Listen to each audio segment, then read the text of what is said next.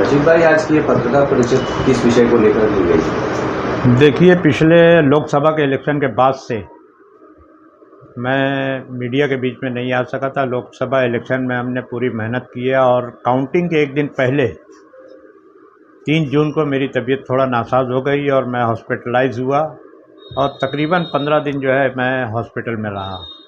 बहरकैफ इस वजह से आज तबीयत ठीक हुई तो मैं सोचा कि बालिया मामा की जीत जो थी उस पर उनको मुबारकबाद दी जाए और साथ ही भिवंडी के शहरियों में जिस इत्तेहाद का मुजाहरा किया, एकता का मुजाहरा किया और इंडिया और महाविकास अघाड़ी पर जो विश्वास किया, उसके लिए भिवंडी के शहरी जो है सही मानों में मुबारकबाद के मुस्तहिक है। मैं उन्हें मुबारकबाद पेश करता हूँ, उनका शुक्रिया अदा करता हूँ और साथ ही बालिया मामा से कुछ बातें मैं मीडिया के ज़रिए पर्सनल मैंने उनसे कहा है, लेकिन मीडिया के ज़रिए भी कहना चाहूँगा कि आपकी जीत जो है उसमें सबसे बड़ा अगर हिस्सा अगर कहीं का है तो वो भिवंडी शहर का, ईस्ट और वेस्ट का। और भिवंडी शहर की पहचान, आप शनाख्त कहिए, भिवंडी शहर की आइडेंटिटी कहिए, पहचान कहिए, ये पावरलूम है। और पावरलूम के ताल्लुक़ से पावरलूम इंडस्ट्री सरकार की गलत पॉलिसियों की वजह से बुरी तरह मुतासिर हो रही है। प्लेन पावरलूम जो है आज ठीक है, इस शहर में तकरीबन 5 लाख प्लेन पावरलूम आज भी हैं लेकिन ये कहीं ना कहीं टूटने के कगार पे आ गए हैं। बहुत सी जगह टूट के बिक भी चुके हैं। तो मैं चाहूँगा कि इस ताल्लुक़ से सभी विषय जो है, एक छोटा सा विषय पावर का जो है ये स्टेट गवर्नमेंट के अंडर में आता है, लेकिन कारोबार किस तरह चले ये सेंट्रल गवर्नमेंट के हाथ में आता है। ना सिर्फ भिवंडी ने बल्कि पूरे हिंदुस्तान ने राहुल गांधी की लीडरशिप पे जो एतमाद किया है उसका भी फ़ायदा लेते हुए दिल्ली में टेक्सटाइल मिनिस्टर पीयूष गोयल जानते हैं, टेक्सटाइल को जानते हैं, वो टेक्सटाइल मिनिस्टर हैं। फाइनेंस मिनिस्टर के बारे में बहुत कुछ नहीं कहूँगा, लेकिन टेक्सटाइल मिनिस्टर के पास अगर बैठक है तो हमारे पास प्रोग्राम है कि किस तरह से प्लेन पावरलूम भी चल सकता है और ऑटो पावरलूम जो शटरलेस पावरलूम, वाटर जेट है, एयर जेट है, ये सब पावरलूम, रेपियर लूम है, ये सब पावरलूम चल सकता है। सिर्फ सरकार की पॉलिसी जो है कहीं ना कहीं गलत जा रही है। वो हम इससे पहले भी 2003 में निर्मला सीतारमन के सामने हमने सब बातें रखी थी। आज फिर हम चाहते हैं कि अगर उसमें कुछ डिसीजन लेने की, इसमें अगर ये लोग पोजीशन में अगर आते हैं तो भिवंडी की पावरलूम इंडस्ट्री दोबारा अपनी जिस तरह से चल रही थी उस तरह से चलने पे आ सकती है। दूसरी अहम बात, भिवंडी का सबसे बड़ा मसला जो है ये बेरोज़गारी है। आज बहुत से लोग, मुझे दुख हो रहा है, आँख में आज जो है आंसू आ रहा है कि आज 50-50, 100-100 लोगों के मालिक जिनकी प्रॉपर्टी जो अगर उनको बेचा जाए तो कम से कम नहीं तो 25-50 लाख, 1 करोड़ रुपए की प्रॉपर्टी रखने वालों के लड़के जो है कहीं ना कहीं नौकरी कर रहे हैं 8,000, 10,000, 15,000 की। मैं बालिया मामा से ये भी दरख्वास्त करना चाहूँगा कि आप लॉजिस्टिक में हैं, गोडाउन इंडस्ट्री में हैं और आपके असर रसूख जो है पूरी इंडस्ट्री में है, गोडाउन इंडस्ट्री में। तो मैं चाहूँगा कि प्रायोरिटी पर ये विषय लेकर भिवंडी के जो पढ़े लिखे नौजवान हैं, साथ ही आज हमारी औरतें नौकरी करने पर मजबूर हैं, इनको जो है कहीं ना कहीं आप लॉजिस्टिक इंडस्ट्री में अच्छी पोस्ट पर, जैसे बहुत से इंजीनियर हमारे बेरोज़गार हैं, बहुत से ग्रेजुएट बेरोज़गार हैं, उनको जो है लॉजिस्टिक इंडस्ट्री में जो है एडजस्ट कर जो है वहाँ नौकरी दिलाने की कोशिश करें। दूसरी अहम बात मैं करना चाहता था पावरलूम के ताल्लुक़ से, मैं कहना चाहूँगा कि अभी पिछले दिनों महाराष्ट्र सरकार का बजट आया। बजट में सरकार ने बहुत से ऐलान किया, लाडली बहन योजना, ये वो, ये सब जुमलेबाजी ठीक है, चलेगा, लेकिन सरकार ने किसानों का पूरा बिजली बिल माफ़ करने का ऐलान किया। आपको याद होगा 2001 में जब मैं पहली मरतबा कांग्रेस से आम आमदार हुआ था, एमएलए हुआ था विलासराव देशमुख। मैं आज भी पूरा महाराष्ट्र उसको या उनको याद करता है कि सही मानों में लोक नेता अगर कोई महाराष्ट्र में है तो वो विलासराव देशमुख थे। उन्होंने भिवंडी की समस्या को समझा और पावर लूम को किसानों के साथ जोड़ दिया था। अगर 2001 का जीआर निकाल के देखेंगे तो जब पावर लूम की सब्सिडी का किसानों की सब्सिडी का ऐलान हुआ, साथ में पावर लूम की भी बिजली बिल में सब्सिडी का ऐलान हुआ, लेकिन उसके बाद से सब्सिडी हमको मिलते गई। परसों के बजट में जो महाराष्ट्र सरकार का बजट यहाँ पेश किया गया, अजीत पवार साहब ने पेश किया, उसमें किसानों की पूरी बिजली बिल माफ़ करने का ऐलान किया गया, लेकिन पावर लूम की बिजली के ताल्लुक से कोई भी बात नहीं की गई। मुझे बड़ा दुख और अफसोस हो रहा है हमारे एमएलए पर। रईस शेख थोड़ा बहुत सवाल वगैरह उठाते हैं, लेकिन हमारे वेस्ट के एमएलए ने कोई सवाल नहीं उठाया। असल में होना ये चाहिए था कि जब बजट बन रहा था उस वक्त हमारे एमएलएस को कांटेक्ट करना चाहिए था, सेक्रेटरी से, आपके फाइनेंस मिनिस्टर से, टेक्सटाइल मिनिस्टर से, कि सरकार ने जो ऐलान किया है कम से कम उसको बजट में लेकर उसके लिए फंड अलॉट किया जाए। हमारा एमएसडीसीएल का बिजली बिल का बकाया है। हम जब मिलते हैं फडणवीस साहब से तो वो कहते हैं कि क्या नाम है, संजीवनी एक बार दे दी गई है। मैं कहता हूं कि किसानों को जब एक बार संजीवनी, इससे पहले भी एक नहीं 2 मरतबा दी जा चुकी है, फिर आज जो आप उनको संजीवनी दे रहे हैं तो पावर लूम को क्यों इससे अलग रखते हैं? तो ये सब बातें जो है ना, ये कहीं ना कहीं हमको जो है मेन स्ट्रीम से जो है अलग करने की पावर लूम को कोशिश हो रही है, और इसमें हमारे एमएलए जो है जो इसमें पूरी तरह से जो है कामयाबी हासिल नहीं कर पा रहे हैं। अहम बात पावर बिल बकाया जो है वो माफ़ होना चाहिए। बहुत से लोगों का जो है आपके क्या नाम है 1 रुपये यूनिट का मसला है। मीटिंग में चंद्रकांत पाटिल, मैं मीडिया के सामने ये बात कह रहा हूँ कि टेक्सटाइल मिनिस्टर ने मुझसे कहा था, मैं मीटिंग में हाजिर था, मुझसे कहा कि प्लेन पावर लूम किस तरह से चले ताकि उससे लोगों को रोज़गार मिले, बेरोज़गारी कम हो। और मैंने उस मीटिंग में प्रपोज़ल लिख कर दिया था। पहले उनको ज़बानी बताया, उन्होंने कहा कि नहीं आप लिख के दे दो। मैंने लिख के दिया कि जितनी बातें हम करेंगे आप, वो सेंटर का मामला है, लेकिन आपके हाथ में जो 1 रुपया पावर का बिजली बिल बढ़ाया गया है वो 1 रुपया कम करा दिया जाए, उसको एडिशनल सब्सिडी करके आप दे सकते हैं। उन्होंने कहा कि मैं अगले बजट में लेके, ये बजट कहता हूँ मैं, अगली कैबिनेट में लेके ये आपका मामला जो है 1 रुपया यूनिट बिल्कुल देना चाहिए। और हम भी समझते हैं 27 हाउस पावर से ऊपर वालों को 1 रुपया यूनिट, और 27 हाउस पावर से नीचे वालों को 1 रुपया पर यूनिट, और 27 हाउस पावर से ऊपर जिनका कनेक्शन मीटर है उनको 75 पैसा पर यूनिट का वहाँ तय हुआ। उसको कैबिनेट ने मंजूरी दिया, लेकिन कैबिनेट के बाद जीआर निकलता है तो जीआर में लिखा रहता है कि ऑनलाइन रजिस्टर करने वालों को ही ये सब्सिडी मिलेगी। ये कहीं भी बात नहीं थी। हमने वहाँ फ़ोन किया, बोले नहीं आपको मिलेगा।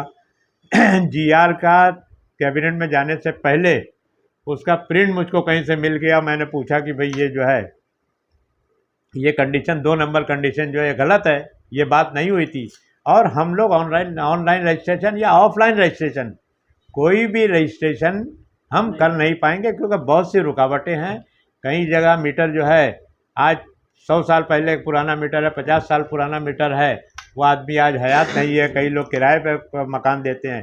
तो ये सब कठिनाई, उन्होंने कहा कि नहीं आपको मिलेगा, बिल में कट के मिलेगा। लेकिन मैंने कहा कि जीआर में अगर जो बात आ गई है उसको कैसे आप करोगे? उन्होंने कोई खातिर ख्वाह जवाब नहीं दिया। इलेक्शन के बीच में चीफ मिनिस्टर इच्चल करंजी से फ़ोन पे सेक्रेटरी को ऑर्डर कर रहे हैं कि उनको बिल में काट के दो।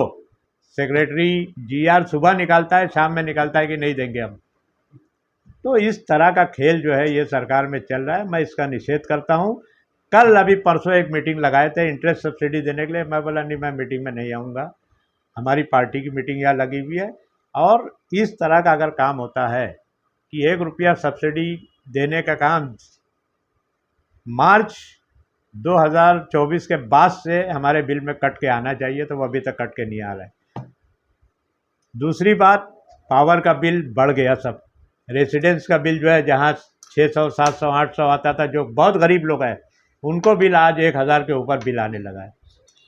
तो उन्होंने कहा कि नहीं, हम ठहराव ले लेते हैं कैबिनेट में, फिर हम भेज रहे हैं और ऑनलाइन रजिस्ट्रेशन की कंडीशन। मैं बोला नहीं, हमको ऑनलाइन भी नहीं चाहिए, ऑफलाइन भी नहीं चाहिए, रजिस्ट्रेशन की कोई कंडीशन नहीं हो कि हमारे बिल में काट के जिस तरह से आपने तय किया था उसको हमको काट के मिलना चाहिए। वो मैं उम्मीद करता हूँ कि क्या नाम है, दादा भूसे साहब ने जिस तरह से हाउस में ऐलान किया था, रईस शेख हमारे जो उनके एक सवाल पर कि वो जो है 1 रुपये से एडिशनल सब्सिडी देंगे, लेकिन ये लोग बार बार जो कर रहे हैं काम, बोलते हैं कि हम रजिस्ट्रेशन की प्रक्रिया को आसान करेंगे। हमने कहा कि नहीं, जो तय है वो बात आप करो, कोई भी आसान और मुश्किल का काम नहीं है। वो नई कंडीशन लाके आप नई बातें मत पैदा करो। तो बहरकैफ एक पावर का जो मसला था इस ताल्लुक़ से, और शहर के बहुत से दूसरे मसाइल पर हमने जो है पार्टी ऑफिस में परसों मीटिंग ली थी। गालिबन मैं समझता हूँ 9 तारीख थी, 9 जुलाई को हमने मीटिंग ली और अच्छे माहौल में मीटिंग हुई पार्टी की। पार्टी में हमने कुछ ठहराव किया। वो ठहराव की मालूमात मैं मीडिया के ज़रिए शहरियों को देना चाहता हूँ। राहुल गांधी को मुबारकबाद का एक ठहराव हमने पास किया वहाँ पर कि पूरे हिंदुस्तान ने राहुल गांधी को की लीडरशिप को तस्लीम किया, और पूरे मुल्क में जो राहुल गांधी पार्लियामेंट में अपना रिप्रेजेंटेशन दे रहे हैं, आज पूरा हिंदुस्तान इस बात को मान रहा है कि पूरे हिंदुस्तान में अगर कोई लीडर है तो वो राहुल गांधी है, और उनको जो लीडर ऑफ अपोजिशन बनाया गया, इस ताल्लुक़ से भिवंडी शहर जिला कांग्रेस कमेटी उनको मुबारकबाद देती है। साथ ही हमारे महाराष्ट्र प्रदेश कांग्रेस कमेटी के अध्यक्ष नाना पाटोले जी, उनको मुबारकबाद का हमने एक ठहराव लिया है कि महाराष्ट्र में कांग्रेस की 0 सीट थी, 1 सीट थी, उसके डेथ के बाद जो है वो सीट 0 हो गई थी।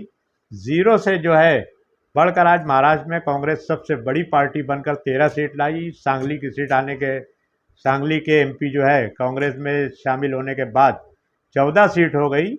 इसके लिए नाना पाटोले साहब की लीडरशिप पर हम जो है भिवंडी शहर कांग्रेस कमेटी उन्हें मुबारकबाद पेश करने का ठहराव हमने लिया है। इसके अलावा कई एक मसाइल हैं शहर के। पावर का मसला, मैंने कहा कि बिजली बिल में जो बढ़ोतरी हुई है, रेसिडेंस के बिल में बढ़ोतरी हो गई है। आज हमारे शहरी जो है आज बिल भरने के काबिल नहीं है, और टॉरेंट की मनमानी आप लोग समझ रहे हो। बीच में कुछ दिन जो है इनका विजिलेंस का मामला कम होता है, फिर दोबारा शुरू हो जाता है। आज क्या नाम है, अगर कोई बिल नहीं भरता है तो उसका पावर काट दिया जाता है। इस ताल्लुक़ से हम लोग जो है एक आंदोलन छेड़ने का हमने वो बना दिया है, लेटर हमारा बन रहा है, और इंशाअल्लाह अगले 10-12 दिन के अंदर हम एक बड़ा आंदोलन पावर की बिजली बिल की बढ़ोतरी के ख़िलाफ़ और टॉरेंट के ख़िलाफ़ जो है हम लोग ये आंदोलन छेड़ने जा रहे हैं। दूसरी अहम बात जो है, शहर के ट्रैफिक का मसला आप सब लोग देख रहे हो कि भिवंडी से आज थाना जाना जो है मुश्किल है। मैं बीच में बीमार था, बीमारी की हालत में भिवंडी से थाना जाने मुझको 2.25 घंटा 2.5 घंटा लगता था, और वहाँ से मैं क्या नाम है आपके साउथ बॉम्बे पहुँचने में मुझको जो है 1.25 घंटा लगता था। तो ये हालत ट्रैफिक की हो गई है। आप इस तरफ से जाओ तो धामनकर नाके से जो ट्रैफिक जाम होती है, वहाँ कई एक स्कूल हैं उस तरफ, कितने स्कूलों में होली मैरी स्कूल के कुछ मामलात ऐसे मेरे सामने आए कि बच्चे जो सुबह जाते हैं तो वो लोग बस ही में बैठे रहते हैं और स्कूल का टाइम ख़त्म हो जाता है और उसी बस में वापस आते हैं, और रात में घर वापस आते हैं, बीच में उनका खाने पीने का मसला। तो मैं चाहूँगा कि इस ताल्लुक़ से हम लोग जो है ट्रैफिक पुलिस से पहले बात करेंगे, डीसीपी से बात करेंगे। कई एक्सीडेंट हो रहे हैं, कल जो है कल हुआ एक एक्सीडेंट, एक महिला की जो है रास्ते में जो है बंजार पार्टी नाके पर डेथ हो गई। हर मीटिंग में डीसीपी साहब कहते हैं हमसे कि हम लोग जो है हैवी व्हीकल को दिन में भिवंडी में एंट्री बंद करेंगे, लेकिन आज भी हैवी व्हीकल दिन में एंट्री बंद नहीं हो रही है। पुलिस में डिपार्टमेंट में जो भी मामलात हों उसकी वजह से जो है हम लोग जो है ज़रूरत पड़ी तो हम पुलिस के खिलाफ भी आंदोलन छेड़ने की तैयारी में हैं। तीसरा अहम बात जो है, म्यूनसिपल कॉरपोरेशन का मामला बिल्कुल ख़राब हो चुका है। ऐसा लगता है कि किसी का इस कॉरपोरेशन के ऊपर ना कमिश्नर का ना सरकार का कोई कंट्रोल है। शहर के खड्डों के ताल्लुक से जो है आप देख रहे हैं कि पूरे शहर में जहाँ कंक्रीट रोड नहीं है वहाँ पर जो है पूरा खड्डा होकर जो है शहर जो है बिल्कुल एकदम ऐसा हो गया है कि आज देहातों के हालात जो है भिवंडी से अच्छे हो गए हैं, शहर की हालत इससे ख़राब है। और इसकी मेन वजह जो है ये करप्शन है, इसके अलावा कोई वजह नहीं है। अगर सही तरीके से रास्ते बनाए जाएं तो ये हो सकता है। इस ताल्लुक से हम बहुत जल्द म्यूनसिपल कॉरपोरेशन के ऊपर कांग्रेस पार्टी एक बड़ा मोर्चा निकाल कर ये सब मामला जो है उनके सामने रखने वाले हैं। सर, दरगाह रोड पर जिस तरह से हम देख रहे हैं कि काफी चर्चा चल रही है कि दरगाह रोड पे आपके घर के सामने जो है वो रोड काफी ज्यादा खड्डे में तब्दील है, तो उसके लिए आपकी पार्टी ने और आपने कुछ जद्दोजहद की? देखिए, दरगाह रोड का मामला जो है इस ताल्लुक से मैं बता देना चाहता हूँ कि ये पार्लियामेंट इलेक्शन से भी पहले और उस ताल्लुक से हमने पूरी कोशिश करके ये पूरा रोड जो है ढांगे हॉस्पिटल से लेकर जो है दीवान शाह तक कंक्रीट रोड बनाने का हमारा एक प्लान था। इसके लिए 15 करोड़ रुपए का बजट रखा गया है। उस बजट से जो है ये पूरा रोड कंक्रीट होने वाला था। रमज़ान महीने में कॉन्ट्रैक्टर काम करने के भी लिए आए, उससे पहले वर्क ऑर्डर होने में बाकी था, लेकिन उन्होंने वर्क ऑर्डर की सब फीस वगैरह जो कॉन्ट्रैक्टर ने भर दी थी। कुछ लोगों ने ये बोल के कि भाई यहाँ सब मार्केट लगती है पूरे रास्ते में, रमज़ान के बाद करो। और आप देख रहे हो कि रमज़ान के बाद इलेक्शन चालू हो गया, ये वो जो भी चलता रहा।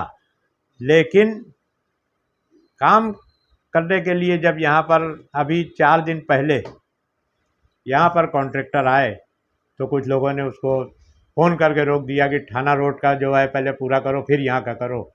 तो PWD का ये काम है। उस ताल्लुक से हमने, मैं समझता हूँ कि 4 दिन पहले एक डेलीगेशन हमारा कमिश्नर से मिला था और कमिश्नर का इंतहाई गैर जिम्मेदारा इररेस्पॉन्सिबल उनका स्टेटमेंट था कि ये रोड हमने PWD के लिए दे दिया है, इसके लिए हम लोग जो है उसके ऊपर हम काम नहीं कर सकते।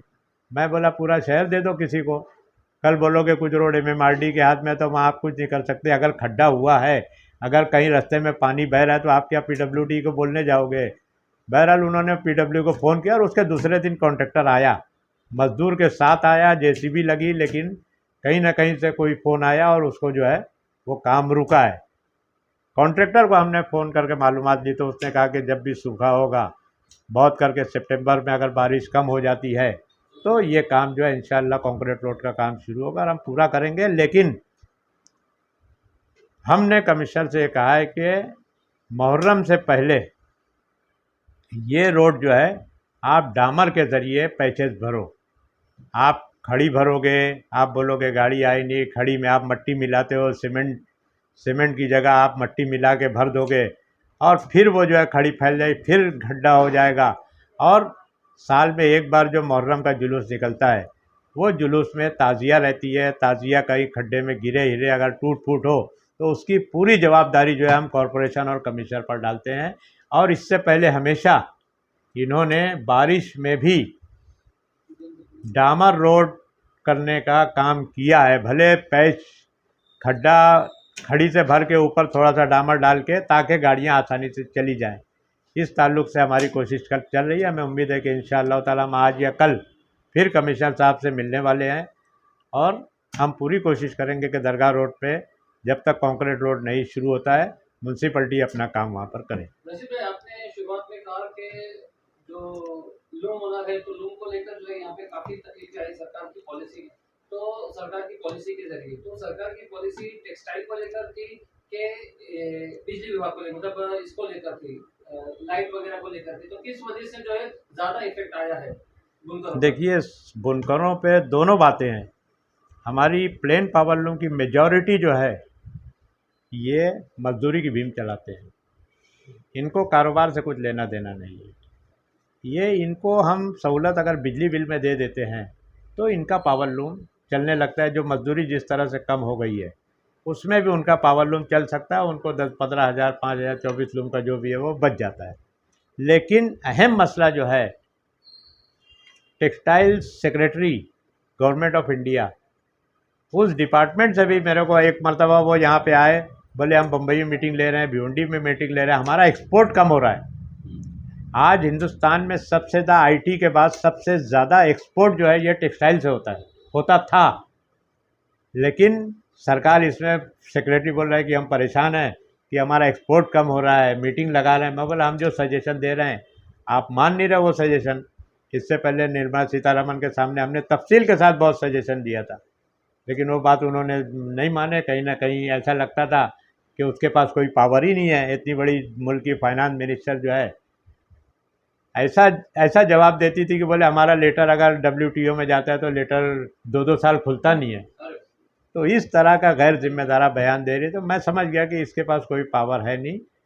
लेकिन कहीं ना कहीं सरकार का भी नुकसान हो रहा है, देश का नुकसान हो रहा है।